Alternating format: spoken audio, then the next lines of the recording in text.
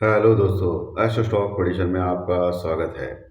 नक्षत्र ज्योतिष, कृष्णमूर्ति ज्योतिष, अष्टक वर्ग, न्यूमरोलॉजी, इन सभी शास्त्रों का यूज करके आने वाले दिन का प्रेडिक्शन मैं बोलने जा रहा हूँ। आने वाला दिन 29 सितंबर 2025 यानी 29 ऑफ सितंबर 2025 मंडे का दिन, सोमवार का दिन। इस दिन एज पर फाइनेंशियल एस्ट्रोलॉजी क्या हो सकता है, ये जानने की कोशिश करेंगे। ओम श्री गणेशाय नमः। चैनल के डिस्क्रिप्शन बॉक्स में बिलो द टाइटल डिस्क्लेमर रखा है, इसको कृपया पढ़िए। यानी एज पर डिस्क्लेमर, ये एजुकेशनल प्रोग्राम है। इसके तहत जो भी मैं बोल रहा हूँ, ये मेरी पर्सनल राय है, मेरी खुद की राय है। आपके प्रॉफिट या लॉस, लाभ या हानि के लिए मैं और मेरा चैनल जिम्मेदार नहीं रहेंगे, रिस्पॉन्सिबल नहीं रहेंगे, ये प्लीज़ नोट करके रखिए। मेरा एस्ट्रो स्टॉक प्रेडिक्शन चैनल केवल और केवल सिर्फ और सिर्फ यूट्यूब पे ही अवेलेबल है, बाकी कहीं भी नहीं। ये भी नोट करके रखिए। और किसी भी इन्वेस्टमेंट या ट्रेडिंग के पहले शेयर मार्केट में आप किसी अच्छे फाइनेंशियल एडवाइजर से कंसल्ट कर सकते हो, एडवाइस ले सकते हो, ताकि आपको लॉस ना हो। चलिए दोस्तों, शुरू करेंगे। तो दोस्तों, शुक्रवार के सत्र में हमारे इंडियन स्टॉक मार्केट में बहुत बड़ी गिरावट देखी गई,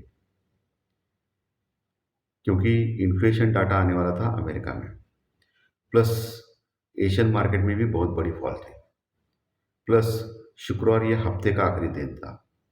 प्लस इम्पोर्टेंट जो सपोर्ट था, जैसे कि मैंने पिछले प्रेडिक्शन कार्यक्रम में बोला था कि 24,800, 24,780 से 800 का लेवल जैसे ही ब्रेकआउट किया, तो मैंने क्लियर कट बोला था कि 15-20 मिनट टिकने के बाद बहुत बड़ी फॉल यानी गिरावट आ सकती है। और आपने देखा 24,800 का इम्पोर्टेंट जो फिबोनाची लेवल है, फिबोनाची रिट्रेसमेंट लेवल, आपको मैंने क्लियर कट बोला था इसके पहले के प्रेडिक्शन कार्यक्रम में।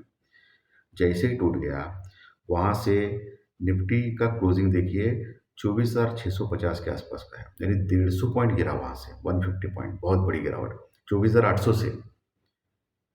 ओवरऑल तो बहुत बड़ी गिरावट है, 230-240 पॉइंट टोटल गिरा है निफ्टी शुक्रवार के सत्र में, और 24,650 के पास क्लोज हो गया। वही बैंक निफ्टी में भी बहुत बड़ी गिरावट, लगभग 600 पॉइंट की गिरावट बैंक निफ्टी में देखी गई, लगभग 600 पॉइंट। और बैंक निफ्टी ने 54,400 का लेवल भी तोड़ दिया, 54,380 के आसपास क्लोज हो गया, 54,380 390 के पास क्लोज हो गया बैंक निफ्टी। बहुत बड़ी गिरावट। ज्योतिष शास्त्र पर एडवांस 3 डेज में मैंने एक दोपहर का टाइम दिया था।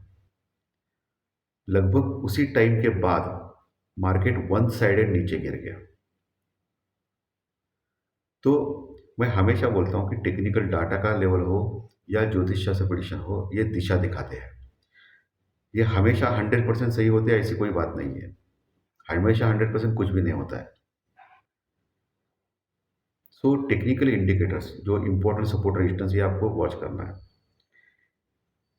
दूसरी चीज़ आपको मैंने समझाई थी, पिछले मैं एक हफ्ते से बोल रहा हूँ कि इंडिया भी जब जब डर का इंडेक्स 10 के नीचे जाता है, हिस्ट्री में आप देखिए निकल के, तब तब आने वाले 2-4 दिन में बहुत बड़े मूवमेंट होते हैं मार्केट में, और इंडिया भी ऊपर आता है, मार्केट नीचे जाता है ज़बरदस्त।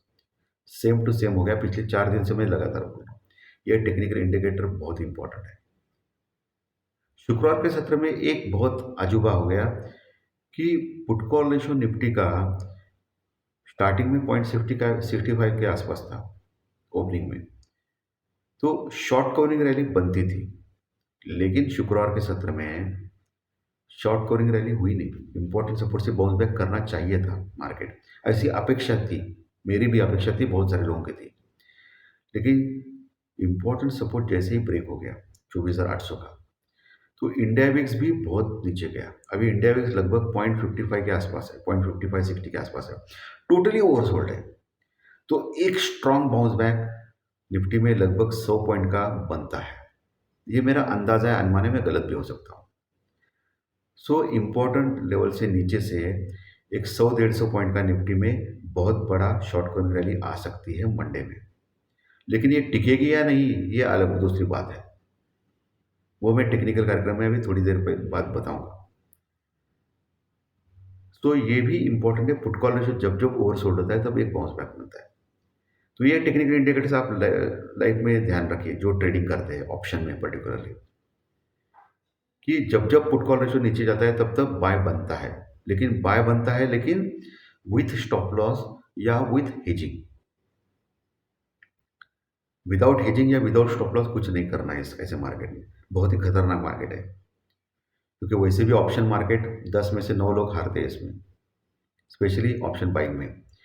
लेकिन मैंने क्लियर कट पिछले 2-3 दिन से मैं लगातार बोल रहा हूँ कि ऑप्शन राइटर्स जो है, कॉल राइटिंग और पुट राइटिंग करते हैं, उनको बहुत ही केयरफुल सावधान रहना है, क्योंकि बहुत बड़े-बड़े मूवमेंट्स हो सकते हैं। बहुत बड़े-बड़े मूवमेंट्स हो गया तो ऑप्शन राइटर्स को इतना पैसा नहीं मिलता है, उल्टा लॉस होता है। जो हेजिंग नहीं करते उनके लिए बोल रहा हूँ मैं। जो हेजिंग करते हैं उनके लिए भी पैसा कम बनता है। लेकिन ऑप्शन बायर्स जो कॉल और पुट बाय करते हैं उनको फ़ायदा होता है, जो हेजिंग करते हैं या स्टॉप लॉस लगाते हैं। तो आपने देखा मार्केट में बहुत बड़े-बड़े मूवमेंट्स हैं। शुक्रवार के दिन मेरी अपेक्षा थी कि इम्पोर्टेंट सपोर्ट से बाउंस बैक होना चाहिए था, लेकिन हुआ नहीं। मार्केट है, सुप्रीम है, इम्पोर्टेंट सपोर्ट रेजिस्टेंस मैटर करते हैं। बहुत बड़ी फॉल मार्केट में देखी गई, डॉलर इंडेक्स 98 के ऊपर गया, इसके बावजूद भी आईटी के स्टॉक्स गिर गए,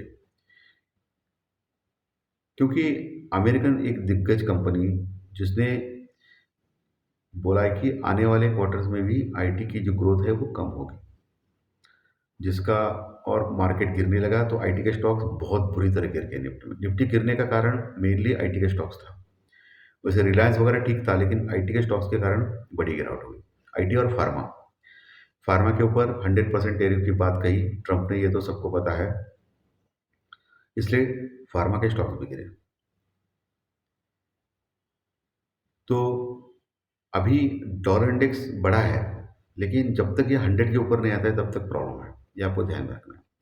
ब्रेंट क्रूड ऑयल जो $69 के ऊपर जा रहा था वो अभी फिर से $67 के आसपास पहुंचा है। ये अच्छी बात है हमारे लिए। पुट कॉल रेशो ओवरसोल्ड है, मार्केट में बाउंस बैक बनता है, लेकिन ऊपर के लेवल से फिर से सेल ऑन राइज का मार्केट रह सकता है, ये आपको ध्यान में रखना है। जब तक ये रेजिस्टेंस रुकआउट ब्रीच करके आगे नहीं जाता है तब तक सेल ऑन राइज मार्केट रहेगा, ऐसा लगता है। इंडिया डर का इंडेक्स बढ़ गया है, 11.5 के पास आ चुका है, बढ़ गया है, जो 10 के नीचे गया था। मार्केट में गिरावट के कारण बढ़ गया है। शुक्रवार के सत्र में एफआई ने बहुत बड़ी सेलिंग की, बहुत बड़ी, लगभग 5,700-800 करोड़ की सेलिंग एफआई ने की है दोस्तों, कैश में। बहुत बड़ी सेलिंग, सिंगल डे सेलिंग, बहुत बड़ी सेलिंग। अब बहुत सारे दिनों महीनों के बाद ये पहली बार देखी गई एफआई की सेलिंग। वही डीआई ने जितना एफआई ने बेचा है उससे उतना ही डीआई ने भी खरीदा, 5,800 करोड़ का माल कैश में। इसके बावजूद भी मार्केट गिरा, क्योंकि ये जो फिगर मैं बोल रहा हूँ वो कैश में बोल रहा हूँ, लेकिन ऑप्शन फ्यूचर की जो फिगर्स है वो बहुत बड़ी है। इंडेक्स ऑप्शन फ्यूचर हो या स्टॉक ऑप्शन फ्यूचर हो, जिसमें बहुत बड़ी सेलिंग एफआई ने की है, इसके लिए मार्केट ताबड़तोड़ गिरा। एफआई की अभी लॉन्ग पोजीशन जो है इंडेक्स फ्यूचर में बहुत कम हो गई है, फिर से वो अभी 10-12% के आसपास आ चुके हैं, और फिर से वो 88-90% वो भी शॉर्ट में ऑप्शन, शॉर्ट में फ्यूचर में है। यदि शॉर्ट कवर नहीं कर रहे, उल्टा शॉर्ट बढ़ा रहे दोस्तों एफआई। तो आगे क्या है जो हमको पता नहीं है, उनको पता है। अमेरिका और यूएस के बीच में अभी तक ट्रेड डील नहीं हो पाई है, देखना पड़ेगा क्या होगा। बाकी आज इंडिया और पाकिस्तान के बीच में फाइनल है एशिया कप का, तो बहुत सारी न्यूज़ है। लेकिन और शुक्रवार के सत्र में अमेरिकन मार्केट जो था वो बढ़ गया, 300 पॉइंट की रैली देखी गई अमेरिकन मार्केट में, 300 पॉइंट की। ये मेनली बिकॉज ऑफ इन्फ्लेशन की जो फिगर आ गई अमेरिका में, यूएस में, वो एज पर एक्सपेक्टेशन आ गई। अपेक्षा के अनुसार इन्फ्लेशन बढ़ गया, और एक उम्मीद जग गई अमेरिकन मार्केट में कि आने वाले बैठक में फेड जो है उनका वो रेट ऑफ इंटरेस्ट घटा सकता है, जो ऑलरेडी घटा चुका है 25 बेसिस पॉइंट, 0.25% इसी महीने। सो इसी के लिए मार्केट जो गिर रहा था अमेरिकन मार्केट वो भी संभला, और 300 पॉइंट की रैली हो चुकी है। और अभी निफ्टी लगभग गिफ्ट निफ्टी लगभग 70 से 80 पॉइंट प्लस में दिखा रहा है, यानी गैप अप ओपन होने जा रहा है, ऐसा इंडिकेट कर रहा है मंडे के दिन। टेक्निकली भी करेक्ट है, ओवरसोल्ड था, बाउंस बैक मारना चाहिए। और शुक्रवार के सत्र में अमेरिकन मार्केट भी अच्छा था, इन्फ्लेशन फिगर भी अच्छी आ गई। चलिए अभी लेवल सपोर्ट रेजिस्टेंस के ऊपर आता है। निफ्टी में अभी 24,600 नीचे का सपोर्ट एक है, ठीक-ठाक है, लेकिन सबसे इम्पोर्टेंट सपोर्ट 24,500 के पास है, 24,500। ये जब तक होल्ड है तब तक बाय ऑन डिप मार्केट रहना चाहिए अगले हफ्ते। 24,500 का अगर सपोर्ट टूट गया तो फिर 24,300 350 जो 1 महीने पहले का जो लो था, लगभग 1 महीने पहले का, वो हम लोग टेस्ट कर सकते हैं। 24,300 350 का, 350 के आसपास का। ऊपर का लेवल रेजिस्टेंस रिकॉर्ड कौन सा है? वही है, सबको पता है, 24,800 850, 24,800 850 एक मेजर रेजिस्टेंस रिकॉर्ड लेवल हो सकता है कल के लिए। 24,850 के ऊपर अगर निकलता है निफ्टी और टिकता है 15-20 मिनट, तो फिर बड़ी शॉर्ट कवरिंग रैली जो 24,900 980 तक लेके जा सकती है निफ्टी में।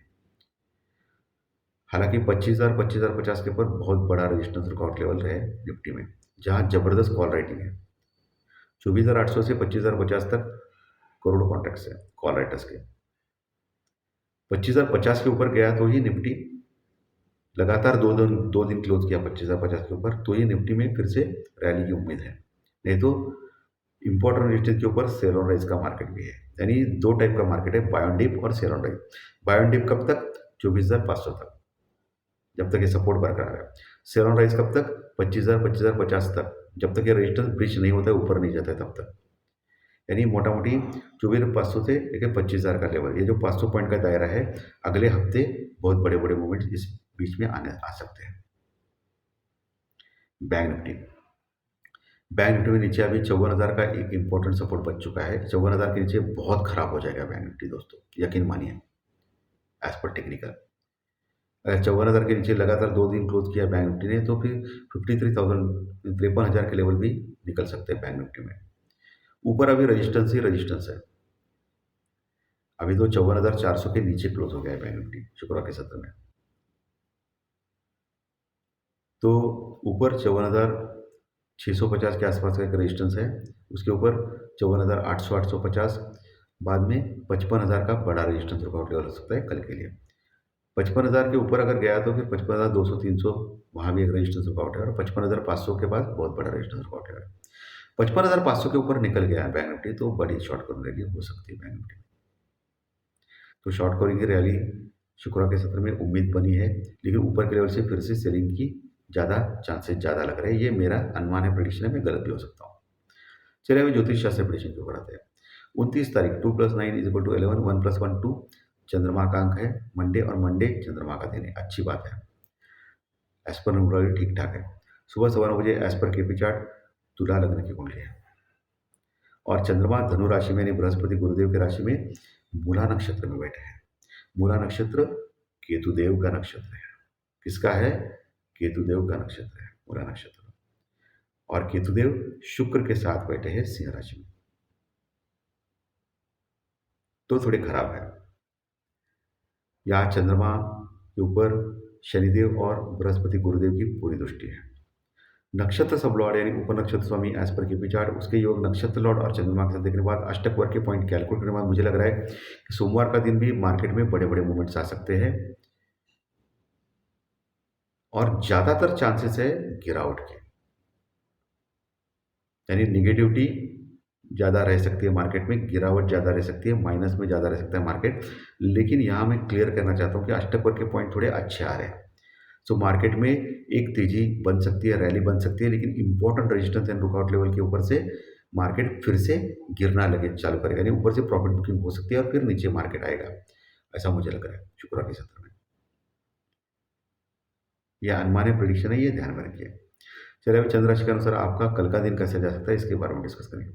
मेष राशि को अच्छा जा सकता है, वृषभ मिथुन को खराब, कर्क सिंह को अच्छा, कन्या तुला को खराब, वृश्चिक धनु को अच्छा, मकर कुंभ को मिक्स, और मीन राशि को अच्छा जा सकता है।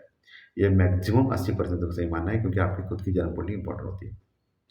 चलिए अभी अंक शास्त्र यानी न्यूमरोलॉजी यानी संख्या शास्त्र यानी आपकी डेट ऑफ बर्थ, आपकी जन्म तारीख के अनुसार आपका कल का दिन कैसे जा सकता है, इसके बारे में डिस्कस करेंगे। दोस्तों जिनकी डेट ऑफ बर्थ 1 तारीख, 10 तारीख, 19 तारीख है या 28 तारीख है, उनको अच्छा जा सकता है। 2, 11, 20, 29 डेट वालों को अच्छा जा सकता है। 3, 12, 21, 30 डेट वालों को अच्छा जा सकता है। जिनकी डेट ऑफ बर्थ 4 तारीख, 13 तारीख या 22 तारीख या 31 तारीख है, उनको खराब जा सकता है। 5, 14, 23 डेट वालों को अच्छा जा सकता है। 6, 15, 24 डेट वालों को खराब जा सकता है। 7, 16, 25 डेट वालों को अच्छा जा सकता है। 8, 17, 26 डेट में उनको खराब जा सकता है और जिनकी डेट ऑफ बर्थ 9 तारीख, 18 तारीख या 27 तारीख है उनको अच्छा जा सकता है। अच्छे रिजल्ट्स के लिए चंद्र राशि के रिजल्ट और डेट ऑफ बर्थ के रिजल्ट एक साथ लेके आइए, दोनों अच्छे तो अच्छा, दोनों खराब तो खराब। एक अच्छा है, खराब हो तो मिक्स जा सकता है, जाने वाला है, ऐसी कोई भी गारंटी चैनल के ऊपर नहीं मिलती है। तो धन्यवाद दोस्तों, आज का विश्लेषण अच्छा लगा तो लाइक दबाइए, कमेंट बॉक्स में कमेंट लिखिए और जो नए दर्शक पहली बार चैनल देख रहे हैं, वो सब्सक्राइब का बटन जरूर दबाएँ ताकि आपको आने वाली सभी वीडियो इसी चैनल के ऊपर सिर्फ और सिर्फ यूट्यूब पर जरूर देखने को मिले। Thank you.